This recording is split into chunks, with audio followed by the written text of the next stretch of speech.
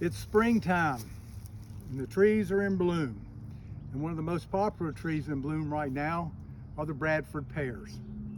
Once the darling of the nursery trade, this tree has fallen from grace. What's happened? Well, over time we realized this tree perhaps is not the best one for our landscape, for our city streets or wherever we plant them. It had a lot of good characteristics. Beautiful bloom set in the spring, beautiful fall foliage in the fall. Nice sized medium tree, perfect for backyards and front yards and for city streets.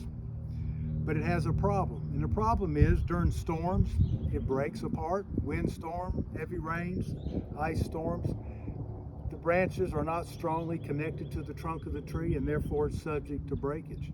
I've seen hundreds of trees that have fallen in yards, broken in half, and even laying on top of cars. Bradford pears are no longer permitted to be planted in most of our major cities because of the liabilities and the problems they have. It's now on the invasive tree list. And we encourage landowners to get rid of them on their property. Even though you didn't plant them, they can cross-pollinate with the native pears and other pear trees that we have, and the birds spread them throughout our woods. And they come up as a calorie pear. They smell, they break, and they also have very little value to wildlife. So you can find these throughout North Carolina now, growing in fields, growing in our forest, and it's a tree we don't need anymore. In fact, it needs to be eliminated from your forest if you're beginning to see it.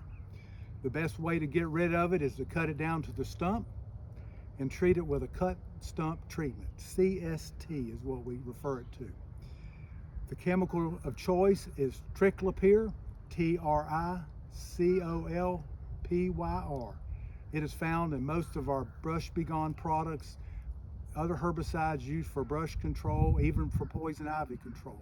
But triclopyr works great. You put it on the stump according to label recommendation, and it will stop the spread of the suckers and root sprouts. Now, should it sprout back, you can certainly spray it with a foliar spray, but we need to make special efforts to keep this invasive plant out of our forest. I'm Rhett Davis with the North Carolina Tree Farm Program.